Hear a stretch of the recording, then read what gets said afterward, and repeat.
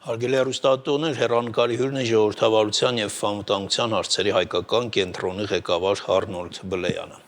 Բարև ձեզ, պարոն Բլեյան, շնորհակալ ենք մեր հրավեր ընդունելու համար։ Հայաստանը արդեն 25 տարի Եվրոպայի խորհրդում է եւ հոբելյանական միջոցառում տեղ ունեցավ այդ առիթով, որին մասնակցեց նաև Արարատ Միրզոյանը եւ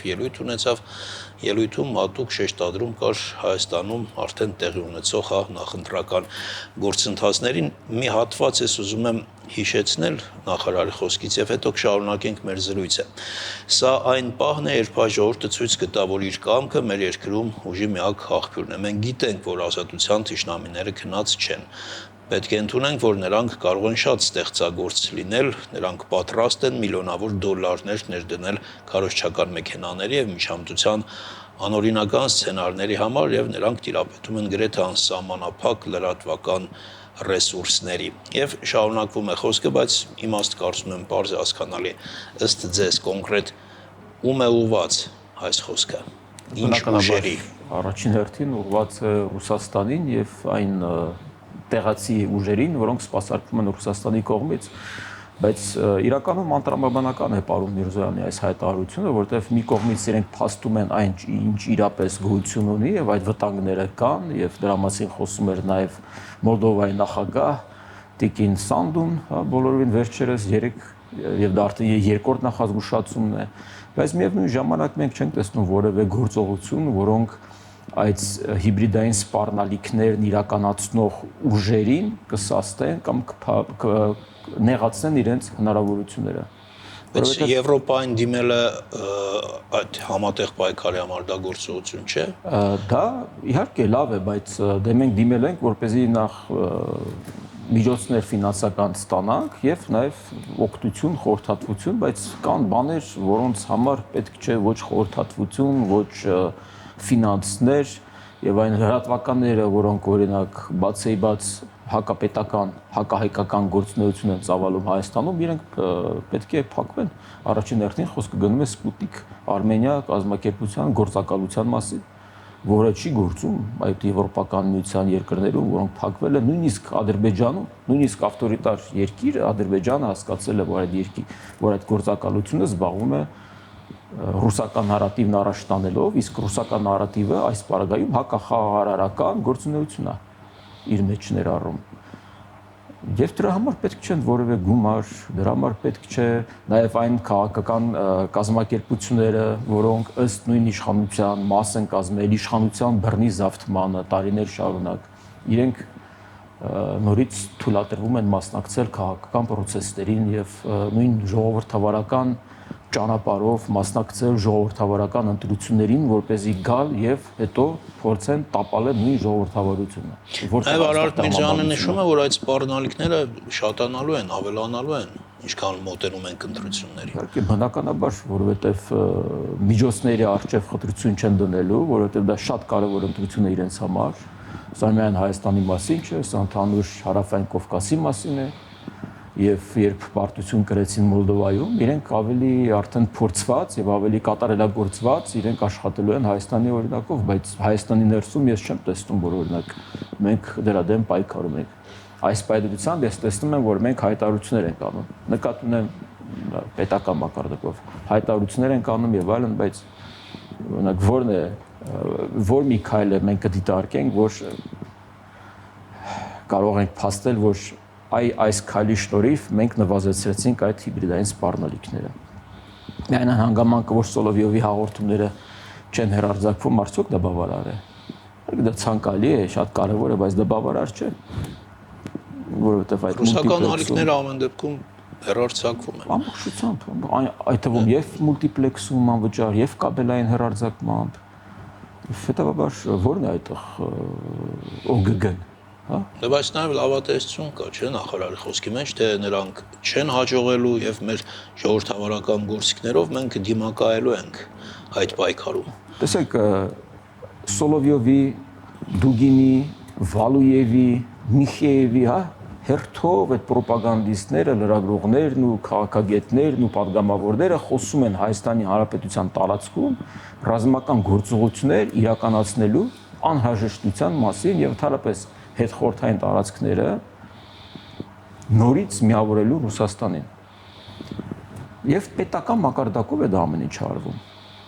Հիմա դրանից հետո մենք կարող ենք ասել, որ Հայաստանի Հանրապետությունում կարող է լինել պրո-ռուսական կուսակցություն եւ դա նորմալ է։ Օրինակ մենք ինչպես կվերաբերվենք, եթե այստեղ լինեն բացեիված պրո-ադրբեջանական կամ պրո-թուրքական կուսակցություններ, ովքեր մտքեր հայտնեին, որ Հայաստանը պետք է միավորվի Ադրբեջանին կամ Ադրբեջան-Թուրքիա միութենական պետությանը, ինչ որ այդպես ինչ որ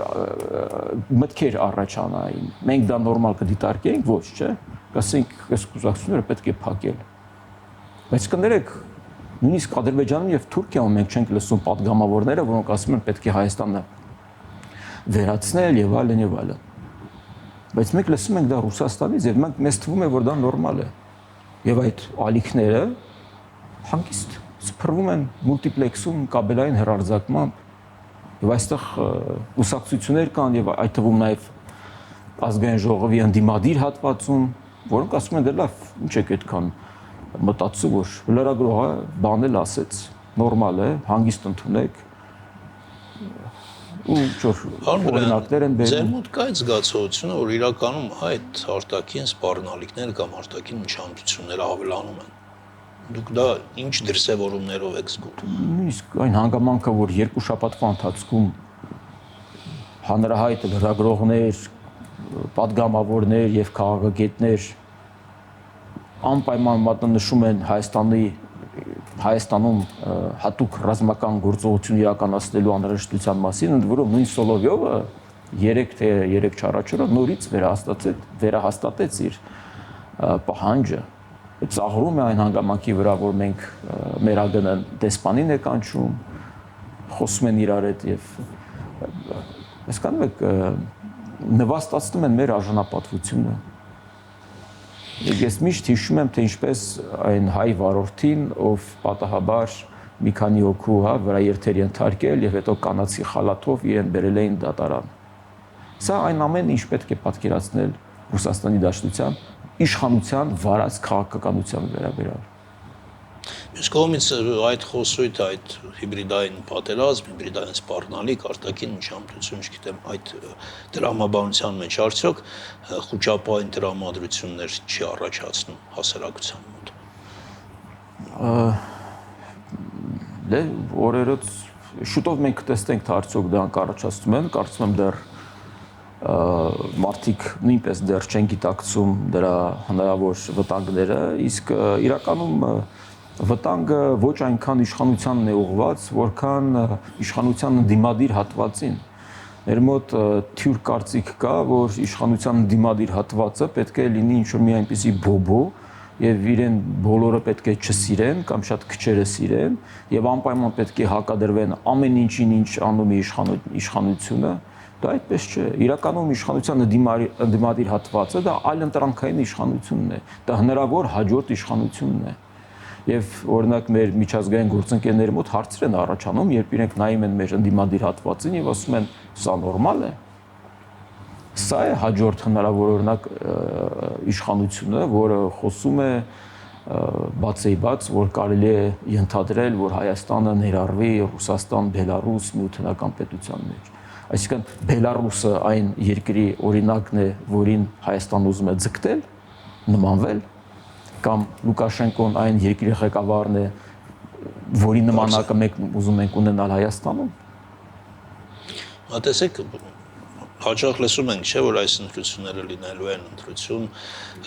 խաղաղության եւ ոչ խաղաղության եւ պատերազմի, խաղաղության եւ ավտորիտարիզմի եւ այլն այդպիսի նմանատիպ ձևակերպումներ։ Համամիտ եք այդ մտքին, որ իրոք մենք խաղաղության ու ինչ-որ ոչ խաղաղության միջև ենք ընտրություն կատարելու։ Ես կարծում եմ, սա ավելի շուտ պետության եւ ոչ պետության կամ հանրապետության եւ անկախության կորսման մասին է, որովհետեւ իրականում այն ուժերը, որոնք ստում են, որ ասում են, որ կարող են գալ իշխանություն գրավել, զավթել կամ օրինական ճանապարհներով վերցնել, իրենք ստում են, դա հնարավոր չէ։ Ես այն բոլոր քաղաքական կազմակերպությունները, որոնք ասում են, որ մենք կարող ենք ժողովրդավարական ընտրությունների միջոցով իշխանություն ձևավորել եւ տապալել քաղաքացիական պայմանագիր կուսակցությանը, իրանք պարզապես անկեղծ չեն։ Իրենք շատ ավելի անկեղծ կլինեն, եթե իրենք ասեն էլեկտորատ չունենա, այդքան ընտրազանգված չունեն, ռեսուրս չունեն։ Դե չկան։ Հիմա Նիկոլ Փաշինյանի իշխանությունից Ասում ենք, որ հսկայական միայն լրատվական ռեսուրսներ ունեն, ֆինանսական ռեսուրսներ։ Այո, եւ դա անում են միայն մի բանի համար, որպեսզի իրենք նորից գրավեն ընդդիմադիր հատվածը։ Իսկ դա շատ կարևոր հատված է։ Մենք չպետք է թերագնահատենք ընդդիմափոխության կարևորությունը եւ ամբողջ պայքարը ընդդիմափոխություն թույլ չտալու համար է Հայաստանում, որպեսզի իշխանությունը նորից այս արխային վիճակում լինի, որ ինքը իմանա, որ որևէ սուր հարցեր իրեն չեն հնչեցնի ազգային ժողովում, որ լինելու է նորից նույն այս քաչալշուն գողփիսո այս բառակազմը, բառամթերքը, որևէ լուրջ հարցադրումներ, որևէ լուրջ բանավեճեր, քննարկումներ, որոնք միտված կլինեն Հայաստանի Հանրապետության հարատևությանը, չեն լինի։ Կոռումպացված ես, հողատու ես, դու գործակալ ես, դու գործակալ չես, դու ռուսի գործակալ ես, դու թուրքի գործակալ ես, այս է լինելու։ Սա խայտառակություն է։ Այսպիսի ազգային ժողովով հնարավոր չէ առաջ գնալ։ Պետք է լինեն ուժեր նաև, որոնք կսաստեն նույն քաղաքացիական պայմանագիր կուսակցությանը, որովհետեւ իրենք գործեն, իրապես գործեն, եւ այն ռեֆորմները, որոնք կիսատ-պրատ են մնացել, թերանում են, այդ դրանց շուրջ պետք է լինեն բանավեճերը։ Հա, բայց տեսեք, դուք դանշեցիք, բայց ամենաշատ հենց խաղաղության թեման է ավելի շատ շարքվում։ Իշխանությունները ասում են, որ մենք ենք խաղաղություն բերելու կամ բերել ենք արդեն շարունակելու ենք, իսկ ընդդիմությունը ինչ է ասում, որ այս իշխանության օրոք են բոլոր հայտնի դեպքերը տեղ ունեցել, սկսած 2020 թվականի պատերազմից հետո Սևլիչի դեպքերը Ադրբեջանի ներխուժումը, հետո 2022 թվականի սեպտեմբերի ջերմուկը, 23 թվականը Արցախի շրջափակումը, հետո Արցախի անկումը։ Խոսքով բոլոր այդ իրադարձությունները տեղավորվում են այս իշխանության այդ ժամանակաշրջանի մեջ եւ ասում են, որ հենց այս իշխանությունը ամենակիչը իրավունք ունի խոսել խաղաղության մասին։ Իսկ 2016 թվականին ով էր իշխանության քարորիա պատերազմի ժամանակ։ Իսկ դրանից առաջ երբ մենք օրերով սպասում ենք այն ուղղաթիռի դեպքը, որ եղել էր, ով էր այդ ժամանակ իշխանության։ Իսկ երբ Ադրբեջանը բազմամիլիարդանոց զենքեր հարձակողական գնում մեր ռազմավարական դաշնակցից, ով էր իշխանության։ Թե իրենք գնում էին, որպեսզի, չգիտեմ, Ռուսաստանի վրա հարձակվեին կամ Իրանի վրա հարձակվեին։ Բնականաբար, չէ, գնում էին, որպեսզի հարձակվեին Արցախի վրա։ Իհա գնեցին, պատրաստվեցին, հետո երբ համարեցին, որ ընտիր ժամանակաշրջանը հաշվի առնելով նաև COVID-ի այդ տարին, որոշեցին հարձակվել։ Բայց ժամանակ եթե լիներ ոչ թե Նիկոլ Փաշինյանի իշխանությունը, Ռոբերտ Քոչարյանի, Սերժ Սարգսյանի, Տեր-Պետրոսյանի, չգիտեմ, ցանկացած այլ մարդու իշխանության ժամանակ իրենք գնալու էին պատերազմի, որովհետև իրենք գնում էին այդ քայլը։ Բայց դուք էլ նաև իշխանությանն եք, չէ՞, քննադատում, նշելով, որ ձեռնտու է պայքարել նախկին, ասենք, նախագահների Սերժ Սարգսյանի, Ռոբերտ Քոչարյանի։ Որովհետև նախկին իշխանությունները այնքան իրեր ունեն իրենց բեռնախցիկներում, ու չգիտեն թե ինչպես ձերբազատվել։ Դե հեշտ է իրենց այդ մրցակցության մեջ մտնելը։ Դժվար է իրենց հետ մտնել մրցակցության մեջ ուժերի հետ, ու մեջ չես կարողացել ձեր ժամանակ դուք կերել եք, կեղեքել եք, չգիտեմ։ Իսկ ովքեր կան ռեալ մրցակիցներ իշխանությունների համար, այսօրվա քաղաքական դաշտում եթե նայենք, ընդհանրապես 4 ամիս է մնում ընտրություններին։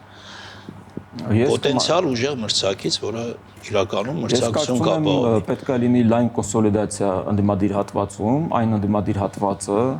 որը հասկանում է ինչ որքան կարևոր է խաղաղությունը, այն ընդդիմադիր հատվածը, որ հասկանում է որքան կարևոր է օգոստոսի 8-ի ձեռք բերված համաձայնությունները, թե Միացյալ Նահանգների, թե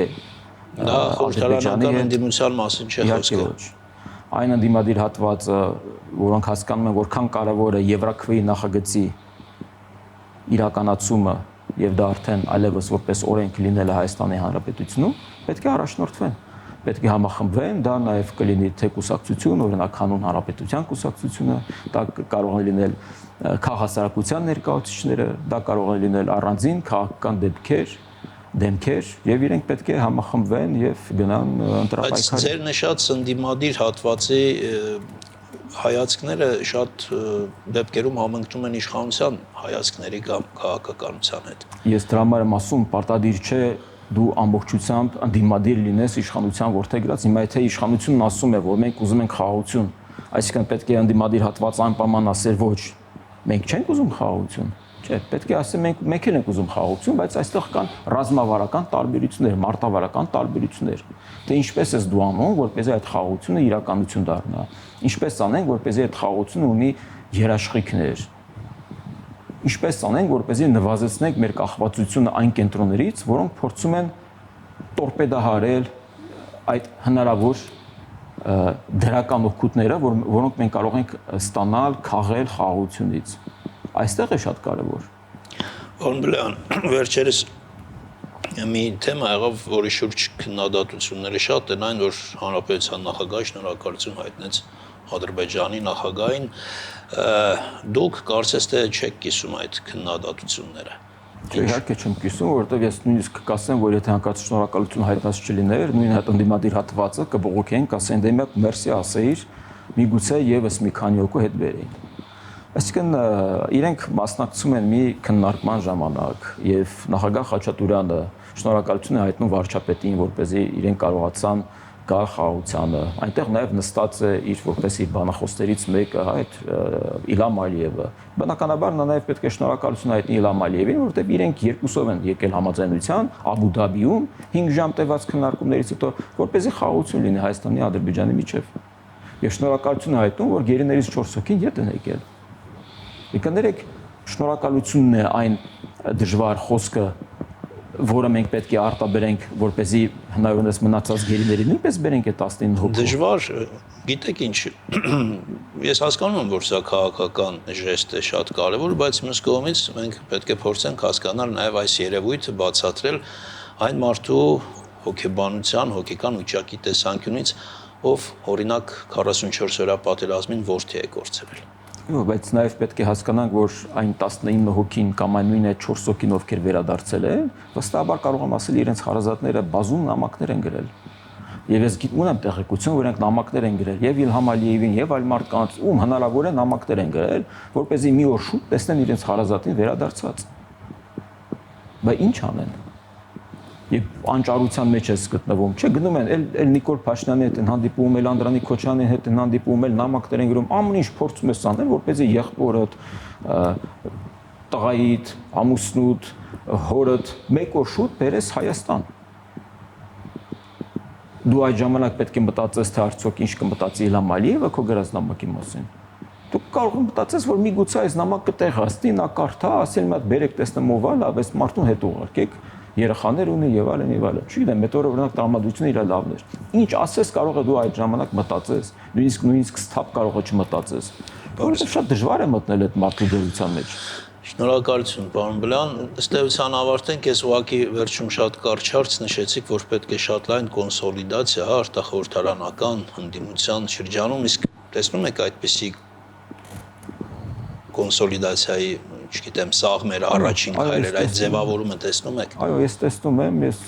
շփումներ ունեմ թե հանուն հանրապետության կուսակցության, թե այլ քաղաքացիական ներկայացուցիչների, եւ մենք տեսնում ենք, որ շատ լուրջ կոնսոլիդացիա է իրականանում եւ դա շատ կարեւոր է, որովհետեւ Հայաստանի Հանրապետության ազգային ժողովում պետք է պրոհայկական թեզեր քննարկվեն, որոնք միտված կլինեն ոչ թե Հայաստանի Հանրապետության պետականության կազմակերպման, այլ պետության հարատեվությանը։ Շնորհակալություն, այսքանը հարգելի հեռուստատուներ, մեր հյուրն էր Արնոլդ Բլեյանը։